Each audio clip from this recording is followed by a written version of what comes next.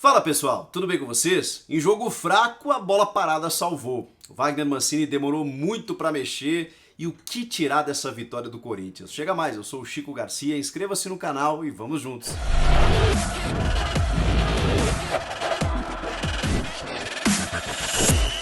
Já já a gente vai falar sobre tudo o que aconteceu nesse jogo, mas antes eu queria dizer que esse vídeo é um oferecimento de OneFootball, o aplicativo que eu uso para me manter informado sobre tudo que está rolando. Lá você encontra notícias, estatísticas, resultados, todas as transferências do mercado da bola e se você ativar as notificações, recebe tudo em tempo real do seu time do coração. E as grandes novidades da temporada, né? Transmissão ao vivo e de graça do Campeonato Francês e da Bundesliga, o Campeonato Alemão. Então não perde tempo, o link está aqui na descrição, você baixa gratuitamente e serve para qualquer celular.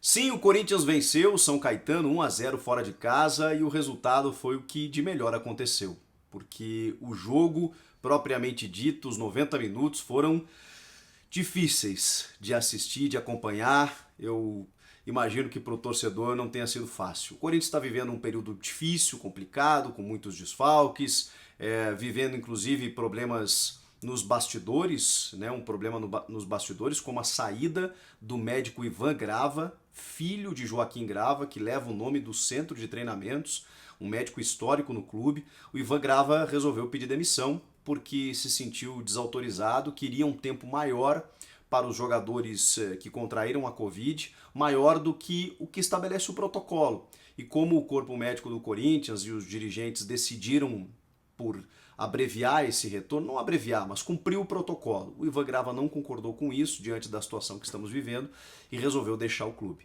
Essa, inclusive, foi a manifestação do presidente Duílio Monteiro Alves após a vitória para tentar esclarecer e tudo mais, explicar, mas a informação é essa. O Ivan Grava pediu para sair.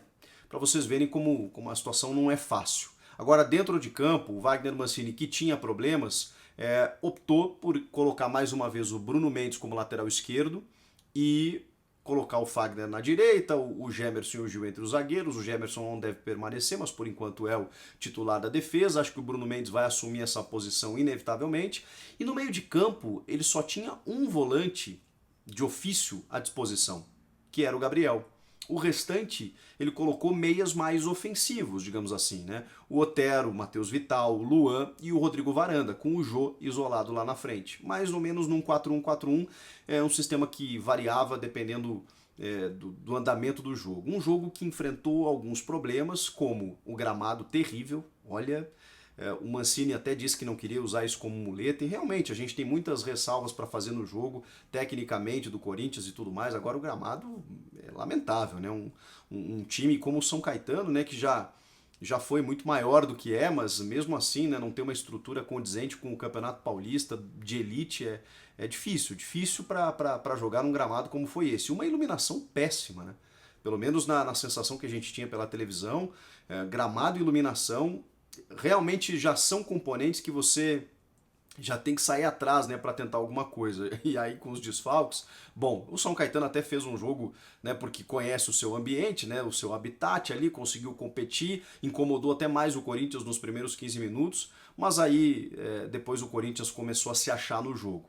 Acho que a gente pode destacar alguns atletas que se desdobraram dentro de um jogo fraco tecnicamente, difícil mesmo, sem muita criatividade. A gente destaca alguns jogadores que pelo menos se entregaram mais, que competiram mais, que conseguiram, digamos assim, tentar driblar todas essas adversidades. O Gabriel, acho que o Gabriel, pelo menos dentro da sua função, ele foi um cara que teve que correr muito ali, porque, como eu disse, né, ele não tinha um volante parceiro, tinha só um cara que eu já vou falar quem é, que conseguiu ainda ajudar o Gabriel no setor.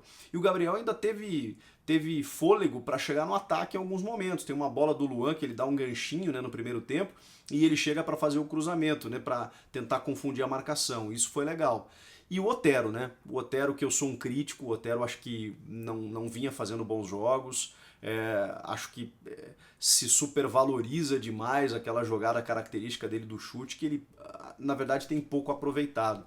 Mas o fato dele, nos últimos 2 jogos, ter entrado muito bem contra a Ponte e ter jogado muito bem hoje também muito bem, ter jogado bem hoje contra o São Caetano, pelo menos foi um cara que diante da ausência de mais volantes, ele fez essa função como um marcador, como um preenchedor de espaços, buscando mais opções, correndo o campo inteiro, sendo na marcação, seja chegando à frente, fez o cruzamento de escanteio que botou na cabeça do Bruno Mendes para fazer o gol. Acho que ele foi importante mais uma vez. Não sei se ele está querendo correr atrás do prejuízo, digamos assim, né? Porque pegou muito mal aquela folga no resort com o Jô, no meio da pandemia, do surto de Covid no elenco, quando eles estavam de folga, e também porque o Corinthians ainda está repensando a renovação com ele, né, junto do Casares, então acho que ele está querendo mostrar serviço, e pelo menos nesses 2 últimos jogos ele atuou bem. O Luan, que é sempre polêmico, né? O que vocês acharam do Luan? E o Luan, será que... O Luan foi mais participativo do que vinha sendo. É pouco? É. Mas também tem isso, ele realmente foi um cara que buscou mais o jogo. Eu percebi assim, do que vinha buscando. Ainda não é o Luan que a gente conhece, não é, longe disso. Não sei se ele vai dar certo no Corinthians. Não foi um cara decisivo, perde algumas bolas bobas. Ainda tem momentos em que ele não se apresenta para o jogo, em que vários lances eu vejo assim, um jogador do Corinthians pega a bola, seja pelo lado esquerdo, assim, teve uma bola lá com o Matheus Vital, que ele estava na linha de fundo, o Luan estava perto, ele estava olhando para o outro lado, assim.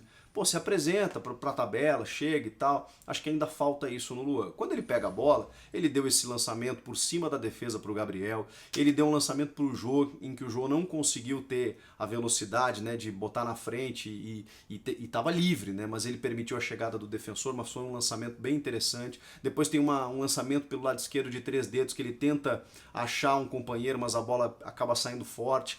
Ele tentou, mas claro que ainda é pouco para o que se espera dele, né? E eu acho natural o Mancini dar uma sequência para ele nesse momento, porque se o Casares não está em condições ainda, já vou falar sobre isso, não está entrando e tudo mais, que, pô, se o Luan não tiver sequência agora, não vai ter mais, né? Ele que aproveite a oportunidade. Não sei se está aproveitando, mas acho que o Mancini está gostando e pelo menos eu acho pouco até, né? Ah, a gente vai analisar ele 1, 2 jogos. Não, dá uma sequência de 3, 4, 5 jogos e aí depois se avalia. Tomara eu acho que falta confiança também, né? Tomara que ele perceba que ele é importante e comece a desenrolar um pouco mais. Ele está precisando dar um passe para gol, ele está precisando fazer uma boa jogada, marcar uns gols aí para tirar essa zica aí e talvez render um pouco mais. Por enquanto ainda é muito pouco, ainda é muito pouco. Por que o Casares não entrou? O Mancini explicou na coletiva. Segundo ele, depois dessa segunda lesão, ele está um pouco fora de forma. E aí precisa de um tempo maior, fez algumas atividades específicas com ele, e também a condição do gramado poderia prejudicar o tipo de jogo dele e até mesmo agravar uma condição de lesão e tudo mais, então o Mancini optou pela preservação. Tá bom. Eu sempre faço a análise crítica, por exemplo, que é a da necessidade que você tem de colocar o Casares em campo num jogo como esse, em que você não tinha criatividade e ele é o melhor meia do elenco dele não entrar, mas eu também gosto de ouvir as explicações. E como eu não tô lá no dia a dia, é óbvio que os caras têm mais argumentos e eu tenho que aceitar, né? Posso não concordar, mas tenho que aceitar. E tá registrado aqui, o argumento do Mancini é exatamente esse. E tá bom, se for uma preservação, beleza. Agora que ele tem que voltar o quanto antes, porque tá fazendo falta, né? O Casares é um cara que ele abre, né, a jogada chega no pé dele e ele consegue abrir um espaço onde não tem, ele consegue pifar um companheiro, ele consegue achar alguma jogada, especialmente em jogos mais truncados e disputados como esses. O Jô realmente, esse eu não entendo a insistência. Eu sei que tem muitos desfalques aí, o Mancini está enfrentando um período complicado, tudo bem, mas quando ele tiver todo mundo à disposição, não faz sentido. O Jô pode ser útil? Pode, já falamos isso muitas vezes aqui, como foi contra a Ponte Preta, jogo pesado, gramado molhado, um cara que entra no segundo tempo para tentar alguma coisa, marcou no rebote de um pênalti que ele errou, mas tudo bem, estava lá, faz o pivô, usa o corpo, porque essa é a grande justificativa para usar o Jô, né? Ah, mas ele chama o adversário, não sei o quê. Num jogo como esse, em que ele estava muito marcado, ele não consegue ter mobilidade. Então ele foi um a menos. O Corinthians não conseguiu ter também efetividade no ataque porque lá estava o Jô. Então eu acho que o Jô não... Ele pode ser útil em segundo tempo para alguns jogos específicos? Ok, titular eu acho que não dá mais. Infelizmente a gente tem que dizer isso, tem uma história linda e tudo mais, mas no momento ele não está conseguindo corresponder.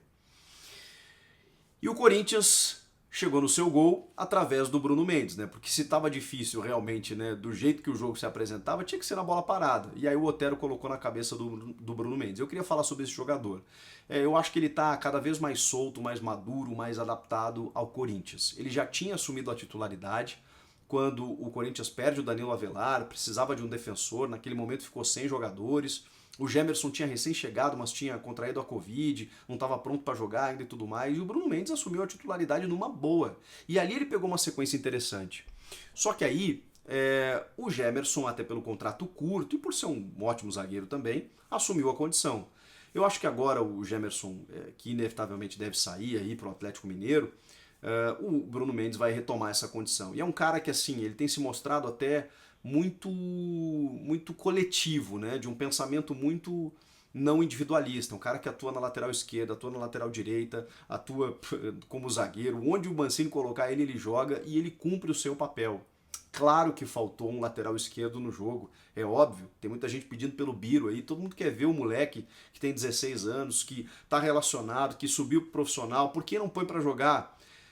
Talvez o Mancini, aí vou voltar naquela explicação do Casares, tenha levado em conta a questão do gramado, né? De tipo, você queimar o moleque não vai conseguir desenvolver o jogo dele, porque é difícil mesmo, né? Não que ele não esteja acostumado, não que os moleques não joguem em campos piores e tal, mas a responsabilidade é muito grande. Mas eu também acho que isso não pode... Isso vale para um jogo, né? Para o seguinte, se você não tem um lateral esquerdo, põe para jogar, porque a gente quer ver, né? A gente quer ver esses moleques, é um período de transição, o Mancini tem que explorar isso, como colocou o Antony depois, tá colocando o Varanda, tá dando sequência, mas precisa mais. O Corinthians tem uma base importante, vai precisar desses garotos, então que se dê sequência para eles, para a gente poder ver mais desses atletas e saber se eles correspondem. Se você não colocar agora, e não adianta colocar faltando 5 minutos, como ele tem feito com o Gabriel Pereira, que é um jogador que sempre tem se mostrado muito mais efetivo do que os outros meios do elenco. Com vontade, com qualidade técnica. Claro que hoje tudo isso vale. O gramado estava difícil, o jogo não favorecia, tudo bem. Mas esperar mais de 30 minutos para mexer, de novo foi essa a justificativa. De novo ele usou esse argumento, que a adaptação demora num campo como esse e que ele optou por esperar um pouco mais para colocar, fazer as suas substituições. Mas o jogo não estava legal, pô. Isso eu não consigo concordar. Eu aceito o argumento, mas não consigo concordar. Eu acho que você tinha que ter feito alguma coisa para melhorar a qualidade do jogo, né? Você está vendo, está enxergando que o time não consegue ter circulação de bola, não consegue ter criatividade. O Matheus Vital, por exemplo, foi um cara que não conseguiu jogar hoje. Muito por conta de tudo isso, por conta do sistema do São Caetano, mas não conseguiu. Então que se troque. Que se mexa, que tente alguma coisa. E ele tentou tardiamente. E o Corinthians ainda conseguiu a vitória. Parece que a gente está falando tudo isso e o Corinthians perdeu o jogo, né? Não, o Corinthians venceu. Mas é óbvio, né? A gente tem que apontar de que forma venceu. Venceu numa bola parada, num lance fortuito. Não criou outras tantas chances e oportunidades para poder ampliar o marcador. Não criou. E o que preocupa porque já tem um jogo pela Copa do Brasil no meio da semana, contra o Salgueiro. O empate classifica pelo regulamento, beleza. Mas vai encontrar também gramado ruim, um time que vai jogar a vida, todas essas condições, o time tá nessa transição ainda de emendando temporadas, desfalques e tudo mais. Tudo isso vai estar no pacote. Então tem que aprender as lições enquanto é tempo. Vai ser um ano complicado, difícil e a base vai ser a solução. Só que tem que ter inteligência para usar, tem que dar mais rodagem, mais minutagem. Não adianta botar só na fogueira, nos minutos finais e tudo isso que vocês já sabem. O que vocês acharam do jogo? Foi ruim, né? Comenta aqui embaixo, inscreva-se no canal, volto na próxima. Tchau!